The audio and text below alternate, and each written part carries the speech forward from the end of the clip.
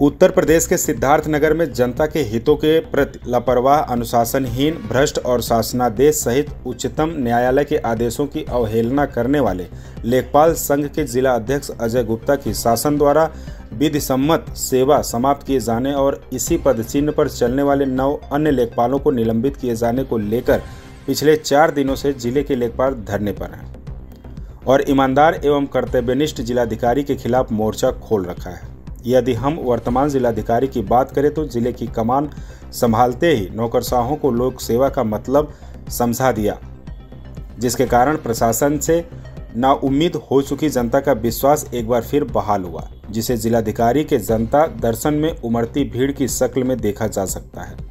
लेकिन जिलाधिकारी का इस तरह का जनता के साथ जुड़ना और ईमानदारी से उनके हितों की रक्षा करना भ्रष्टाचार के आदी हो चुके नौकरशाहों और सियासी लोगों को रास नहीं आया, जिससे बौखलाकर जिलाधिकारी को जनपद से हटवाने के लिए हर संभव प्रयास करने लगे।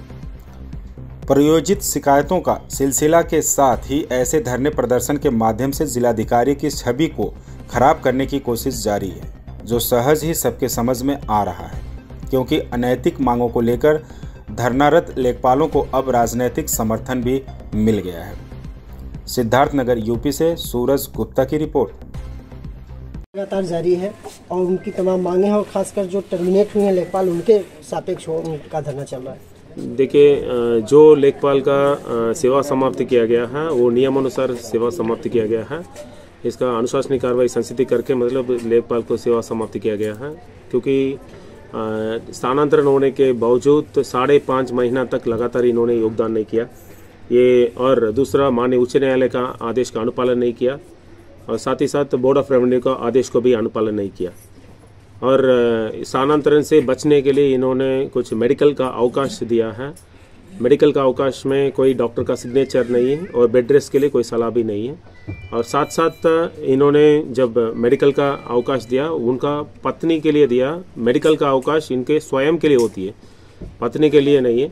इसे स्पष्ट है, तो फिर ये स्थानांतरण से बचने के लिए मतलब वो ऐसे कर रहे हैं। तो फिर हम लोगों ने काफ़ी बार मौका भी दिया, इन्होंने मौका का इस्तेमाल नहीं किया। फिर प्रशासन का पास कोई विकल्प नहीं है, इस वजह से इनको सेवा समाप्ति करने का स्थिति पैदा हुई। तो लेखपालों का धरना लगातार जारी है सर, इससे तमाम जो है पब्लिक का काम अवरुद्ध हो रहा है, तो इसके नहीं, बिल्कुल अवरुद्ध नहीं हो रहा है। इसके लिए अवरुद्ध नहीं हो रहा है क्योंकि जितना भी हमारा राजस्व निरीक्षक है इनको हम लोगों का आईडी बना लिया है और ऑनलाइन का जितना भी काम लगातार जारी हो रही है, तो कहीं भी कोई अवरुद्ध नहीं है और जनहित में काम हो रही है। तो फिर लेखपाल अपना हित में ना सोच के जनहित में सोच के वापस आना चाहिए। सर, क्या मामला है जो लेखपालों के धरने में शरीक हुए हैं? हमारे माननीय सांसद श्री जगदम्बिका पाल जी ने मुझे इस धरना स्थल पर भेजा है।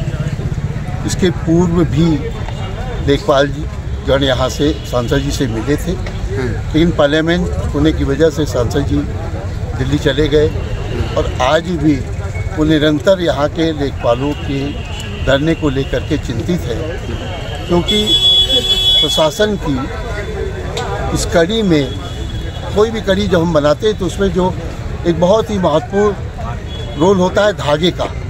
धागे के बगैर कोई भी माला नहीं बन सकती। ये लेखपाल उस माला की, उस कड़ी की धागा है, इसलिए इनका बहुत ही महत्वपूर्ण योगदान है, बहुत महत्वपूर्ण इनका कार्य है, दायित्व है। और इनके धरनागत रहने से हमारे जनपद के बहुत सारे काम, किसानों के और दूसरे लोगों के काम रुके हुए हैं और इसी बात को लेके हमारे सांसद जी चिंतित है। उन्होंने मुझे कहा कि मैं जाकर के और लेखपाल संघ के जो पदाधिकारीगण हैं और अन्य उन सबसे वार्ता करके मैं डीएम से भी वार्ता करूं और सांसद जी को अवगत कराऊं। सांसद जी लखनऊ के संपर्क में हैं, जो शासन पे बैठे हुए हैं उनके संपर्क में हैं और आप लोगों से लेखपाल संघ के जो पदाधिकारी हैं उनसे वार्ता करके मैं डीएम से वार्ता करूंगा, सांसद जी को अवगत कराऊंगा और सांसद जी के प्रयास से हम इस बात का सांसद जी प्रयास करेंगे कि हमारे प्रशासन और लेखपाल के बीच में जो दूरी बनी है उस दूरी को समाप्त किया जाए और फिर प्रशासनिक कार्य सुचारू रूप से। देखा जा रहा है 2 दिनों से लोग यहाँ मुख्यालय पे धरना है, उससे पहले और भी जगह रहे, तो क्या लगता है धरना जल्दी से जल्दी खत्म हो जाएगा? धरना तो खत्म होना ही है। मतलब जो है ये तो परिवार की एक कड़ी है, कोई बड़ा है कोई छोटा है और सबको सहनशील होना है, तो धरना तो समाप्त होना ही है। और उन सबके मुखिया हमारे सांसद हैं, बहुत अनुभवी हैं, तो धरना तो समाप्त होना ही है, सबके हितों की बात होगी, धरना समाप्त होगा। क्या नाम है, कौन सा पद है और कौन सा संगठन जो धरने बैठी हुई है? मेरा नाम रणधीर यादव है। मैं उत्तर प्रदेश लेखपाल संघ जनपद सिद्धार्थनगर का कार्यवाहक जिलाध्यक्ष हूँ और आज धरने का हमारा यहाँ दूसरा दिन है। 25, 26, 27 3 दिन तक हमारा धरना तहसील स्तर पर चला था और हमारी विभिन्न संवर्गीय समस्याएं हैं और कुछ लेखपालों को हमारे अनियमित रूप से निलंबित कर दिया गया है। जिलाध्यक्ष जी को ज़बरदस्ती बर्खास्त कर दिया गया है। इन्हीं सब समस्याओं को लेकर हम लोग यहाँ पर धरनारत हैं।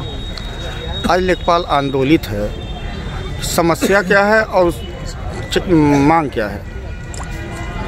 सबसे बड़ी समस्या ये है कि जनपद के अधिकारी सिर्फ पेपर की सुर्खियों में बने रहना चाहते हैं और धरातल पर कोई काम नहीं हो रहा है। बात सिर्फ होती है शासनादेश परिषदादेश की, लेकिन जब उसे लागू करने की बात होती है तो वो उससे मुकर जाते हैं। जिलाध्यक्ष श्री अजय कुमार गुप्त को जो पिछले 5 माह से लगातार चिकित्सा अवकाश पर चल रहे थे, उन्हें अवमुक्त प्रमाण पत्र जारी करने के बाद भी ज़बरदस्ती एसडीएम इटवा के द्वारा बर्खास्त कर दिया गया। हमारे 7 लेखपाल पहले से निलंबित थे। कल प्रशासन ने हमको वार्ता के लिए बुलाया और रात में हमारे 2 पदाधिकारियों को फिर निलंबित कर दिया। वो लगातार हमारी आवाज़ को दबाना चाह रहे हैं और लेखपालों का उत्पीड़न कर रहे हैं। आगे क्या रणनीति है? आगे की रणनीति है कि कल मंडल स्तर के पदाधिकारियों की एक बैठक नवगढ़ में आहूत की गई है।